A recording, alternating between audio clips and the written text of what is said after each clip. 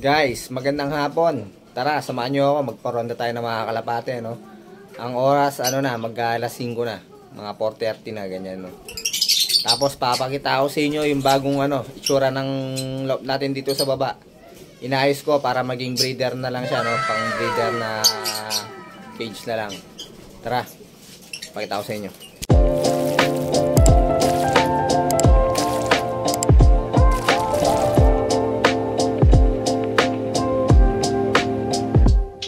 So guys, kung mapapansin nyo, wala na dito sa side na to yung mga natin, pang ginawa ko dating mga itlogan.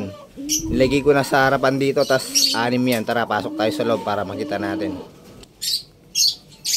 Eto guys, yung itsura sa loob, no. Etong dalawa sa baba, tinakpan ko muna para masanay yung natin dito, pair natin dito. Tapos nangitlog na yung Vandenbroek natin na hen, ayun, no. Pinaris natin dito sa sa grizzle natin, white grizzle. Tapos ito yung kapatid nung nagbigan finisher natin. Pinaris natin siya dun sa natin yun, checkered. Ito nate-training na rin to sa Ang alam ko na na to sa La Union na release na sa La Union to Kaya lang in-stop namin nun. Tapos, eto, yun, nilipat ko dito yung may mga inakay, ang daming dumi. Tatlo yung sinusubuan nila dahil pinaposter ko yung isa.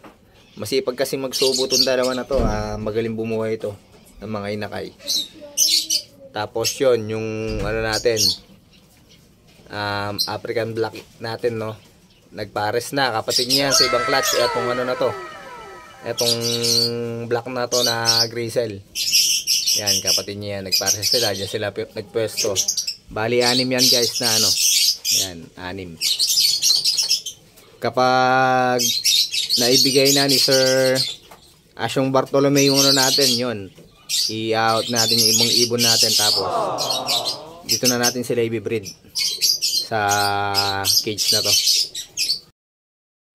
Yun, tara. Pakawalan na natin yung mga ibon natin para rumonda na sila.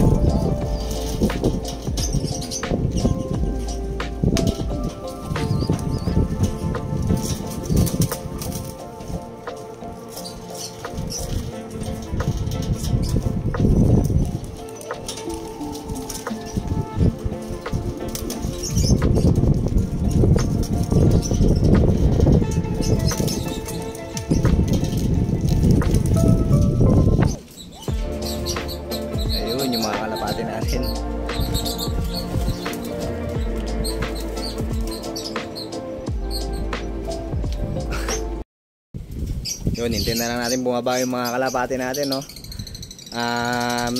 Mag-start na pala niyan yung yung training ng sa Pare Cosa na club, no. Mag-start na bukas yung training nila. Ang alam ko north ulit yun Baka siguro dalawa yung isasakay ko doon. Tapos di ko lang alam sa mga kapatid ko, no, kung ilan yung sasakay nila. Ang isasakay ko yung Vandenbroek natin na babae at saka yung natin, hen natin na yung kapatid ng yung pares nung kapatid na nagbigan natin, yun, yung golden check, siguro yun yung sasakay ko, no. Training naman na malayo yun para tawag dito, subukan natin kung magaling yung lahi niya, no. Tapos yung mga kalapate namin naka-training yan, no. Kapag ginagayan-ganyan ko yung kamay ko, alam na nila, no, na hindi pa sila pwedeng bumaba. Kaya hindi sila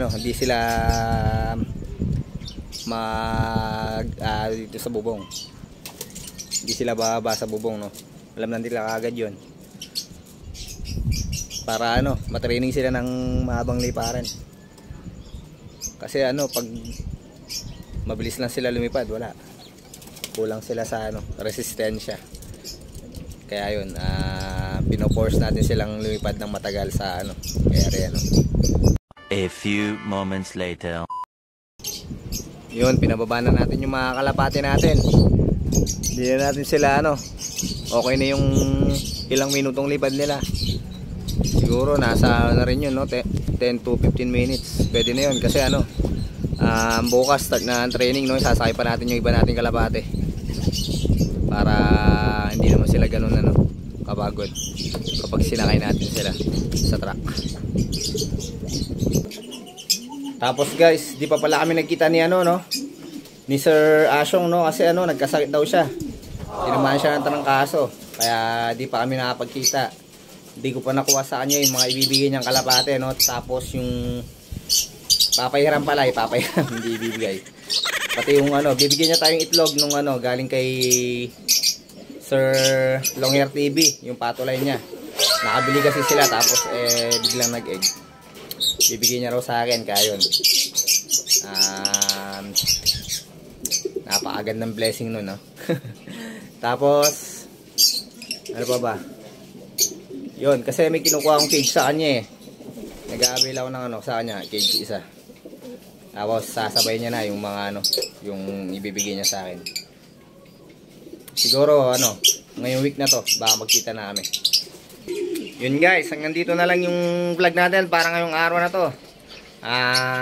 Yun, maraming salamat. Ingat and God bless mga kaibon, mga kalapatids.